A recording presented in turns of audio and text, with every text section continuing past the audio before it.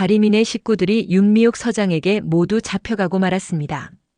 고봉희는 백지연에게 용서를 빌러갔는데 백지연은 한 동네에서 다시는 고봉희와 이다림의 얼굴을 보고 싶지 않다며 이사를 가라고 강요를 했었죠.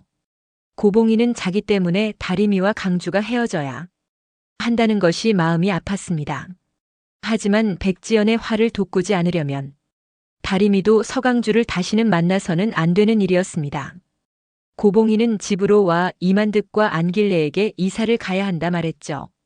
다리미는 회사를 그만두었고 고봉희는 집과 세탁소를 부동산에 내놓았습니다. 다리미 할머니와 할아버지는 가족들을 위해 극단적인 결심을 하고 말았네요. 이만득은 안길래와 죽음을 선택하면 백지연이 불쌍하게 생각해서 고봉희의 죄를 덮어줄지도 모른다고 생각했죠. 두 사람은 백지연에게 편지를 썼습니다. 모든 죄는 자기들에게 있고 고봉희는 힘없는 시부모를 위해 돈가방을 옮긴 죄밖에 없다고 말이죠. 다리미 할머니 할아버지는 휴대폰까지 집에 두고 택시를 타고 한강으로 향했는데 한강 다리 중간으로 가달라는 두 사람의 말을 이상하게 생각한 운전기사는 세탁소로 다시 돌아오고 말았습니다. 두 사람과 연락이 되지 않아 가슴을 졸이던 고봉희는 다시 돌아온 다리미 할머니 할아버지를 붙들고 고봉희는 죽어도 같이 죽고 살아도 같이 살자며 자기도 모르게 나쁜 맘을 먹으려 했던 두 사람에게 눈물을 쏟아냈죠. 이만득의 편지를 발견한 지승돈도 돈 100억 때문에 두 집안이 파탄지경에 이르고 있는 것에 속이 상했습니다. 백지연이 그 돈을 포기를 했더라면 이런 일이 없었을 텐데 어디서부터 잘못된 건지 답답했죠. 다리미 할머니와 할아버지는 무사히 집으로 돌아왔지만 문제는 그 다음이었네요.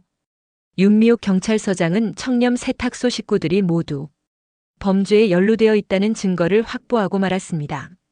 송수진은 지하철 CCTV 영상을 확인하고도 모른 채 덮어버렸는데 윤미옥은 이무림의 블랙박스 영상에서 고봉희가 범죄를 시인하는 것까지 확보해서 송수진은 반박을 할 수가 없었죠. 윤미옥은 고봉희를 절도죄로 구속을 했지만 서강주 때문에 혐의 없음으로 풀어주게 되었고 이무림은 윤미옥에게 죄도 없는 고봉희를 증거도 없이 체포를 했냐며 송수지와 헤어지겠다고 큰소리까지 쳤는데 고봉희네 식구들이 모두 도둑인 것이 드러나자 윤미옥은 너무 괘씸하다는 생각을 했습니다. 다리민의 식구들은 백지연의 요구대로 이사 준비를 하고 있었는데 윤미옥은 경찰들을 데리고 와서 고봉희네 가족을 다 잡아가고 말았죠. 서강주는 백지연이 신고를 안 했는데 왜 다리민의 가족을 잡아가냐고 윤미옥에게 화를 냈습니다. 윤미옥은 서강주까지 증거 은닉죄로 공범으로 몰아갔고 서강주는 자기도 잡아가라며 경찰차에 동승하고 말았죠. 굳이 조사를 하지 않아도 100억 강도 사건에 전말을 술술 불어내는 서강주를 보니 윤미옥은 이 상황이 우습고 기가 막힐 뿐이었습니다. 인근 주민들까지 나와서 서강주의 자백을 다 듣고 말았고 배혜자는 봄이 아빠까지 잡혀갈까봐 발을 동동 굴렀죠. 남서방, 자네는 무슨 일 있어도 입을 꾹 다물어야 하네. 봄이 생각을 해야지.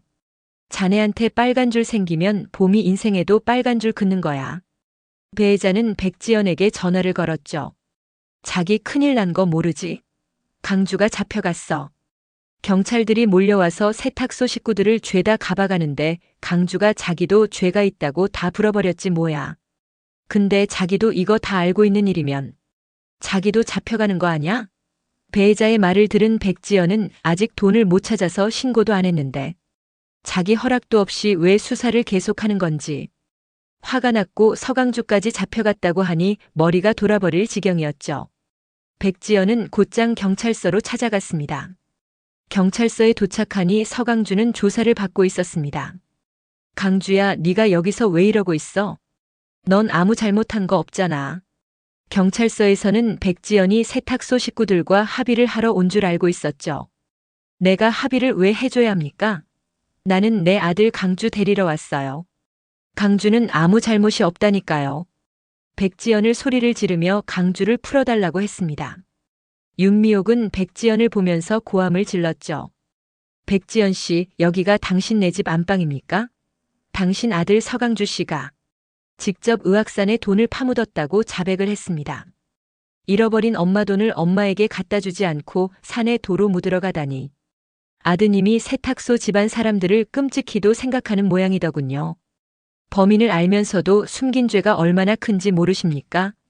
백지연 씨도 알고 있었으면서 돈 찾으려고 범인을 모르는 것처럼 하셨죠? 그날 서강주 씨와 경찰서에 온 날. 신고하러 왔다가 발길 돌린 거 맞죠? 당신도 죄가 있어요. 그러니 가만 좀 계세요. 백지연은 윤미옥을 쳐다보며 말했죠. 내가 신고를 해야 수사가 진행이 되는 거고 아직 신고 안 했으니 강주가 여기 앉아 있을 이유도 없고 나는 내 돈을 받아야겠어요. 강주야, 우리 돈 찾아서 집에 가자. 일어나 어서. 백지연은 서강주의 손을 잡아 끌었죠. 백지연 씨, 이미 여러 증거물 확보로 범인이 드러난 상황입니다. 이건 뭐 한두 사람도 아니고 온 집안이 도둑놈 소굴인데 백지연 씨와 상관없이 우리는 수사를 해야 합니다. 서강주 씨도 유력한 공범이자 증인으로 조사가 진행이 되는 동안 집으로 갈 수 없습니다. 윤미옥이 단호하게 말하자 서강주는 태연한 표정을 지으며 백지연에게 말했죠. 엄마, 나도 죄 있는 거 맞아. 나도 벌 받을 거야. 다림이 혼자 여기 두고 갈 수는 없어. 엄마, 나 이제 다림이랑 안 헤어질 거야. 감옥을 가도 같이 갈 거야. 그러니 엄마가 포기해. 엄마는 이제 나한테 아무 힘이 없어. 백지연은 경찰서에 잡혀와서까지 다림이 편을 드는 서강주가 너무 원망스럽기만 했죠. 너는 엄마 생각은 절망 하나도 안 하는 놈이구나. 여자 하나 때문에 엄마를 버리겠단 거지. 엄마는 너희 둘 끝까지 막을 거야. 백지연은 서강주의 머리를 때리며 화를 냈습니다. 백지연은 돈을 찾게 되었지만 그 돈을 노리고 있는 사람이 있습니다. 백지연 때문에 은행장에서 쫓겨난 김성우는 백지연이 돈을 다른 은행에 맡기기 전에 훔칠 생각을 하고 있었죠. 김성우는 그 돈을 중간에서 탈취하는 과정에서 서강주가 크게 다칠 것 같네요. 서강주는 백지연을 보호하기 위해 몸을 사리지 않고 김성훈 일당과 싸운 것이죠. 백지연은 서강주가 엄마 생각은 하나도 안 하는 불효자라고 생각했는데 강주가 많이 다쳐 위급한 상황이 되자 돈 생각이 나지 않습니다. 강주를 살려야 한다는 생각뿐이었죠. 강주는 백지연에게 미안하다며 엄마 마음 아프게 해서 죄송하다고 말을 합니다. 고봉희네 식구들은 재판이 시작되어 선고받을 일만 남았는데 일가족이 모두 감옥에 갈 위기였죠. 백지연은 강주를 위해 큰 결심을 합니다.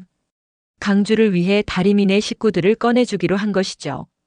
고봉희가 돈을 훔친 죄는 크지만 다림이는 수술 때문에 어쩔 수 없이 한 선택이니 정상 참작이 되어 감형을 받든지 돈을 제일 먼저 훔친 사람들은 러브캐피탈 직원들이니 무혐의로 풀려나게 됩니다. 윤미옥 경찰서장은 사적인 감정을 지나치게 수사해 개입한 대가로 징계를 받게 될 것 같습니다. 윤미옥은 경찰서장직에서 물러납니다.